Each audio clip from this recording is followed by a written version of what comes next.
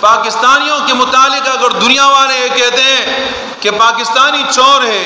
تو پاکستانی لوگوں کی وجہ سے نہیں کہتے کہ چور ہے، کہ وہاں کوئی گئے مزدوری کے لیے اور ان کی وجہ سے وہ ممالک والے کہتے ہیں کہ یہ چور ہے، بلکہ بیرونی ممالک والے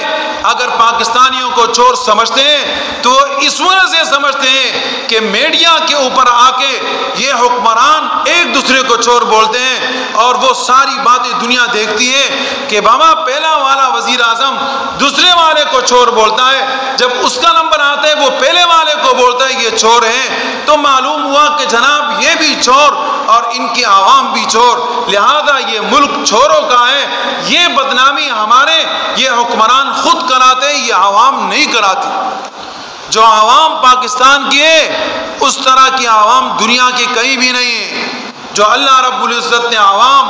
اور لوگ پاکستان کو دیے ہیں، گاڑی کے اندر پیٹرول ختم ہوا کوئی آدمی آپ کی معاونت نہیں کرے گا، آپ کو سڑک کے کنارے چھوڑ کے چلا جائے گا۔ یہ صفت اگر ہے تو پاکستان کے اندر ہے، آپ کی گاڑی میں پیٹرول ختم ہوا دوسرا آدمی فوراً آپ کی مدد کے لیے پہنچ جائے گا، آپ کو ایک پاؤں سے دھکا دے گا کہ بم تک تو آپ پہنچ جائے۔ اگر آپ کو کوئی تکلیف ہوتی ہے سارے لوگ اکٹھے آ کے سڑک کے کنارے آپ کے ساتھ جمع ہو جاتے ہیں، آپ کے غم دکھ درد کے اندر شریک ہوتے ہیں، ایک دوسرے کے ساتھ اگرچہ ناراضگی ہوتی ہے لیکن جب آپ پر مشکل آتا ہے آپ کے رشتہ دار بھی آپ کے قریب آ جاتے ہیں، تو اس میں عوام کا کیا قصور؟ بلکہ عوام کا قصور کیا ہے؟ وہ یہ ہے کہ جناب جب وہ ووٹ دیتے ہیں، جب کسی آدمی کو وزارت کے لیے منتخب کرتے ہیں، جب کسی آدمی کو اپنے آپ کے اوپر مسلط کرتے ہیں، تو اس وقت اس بات کو نہیں دیکھتے کہ آیا یہ آدمی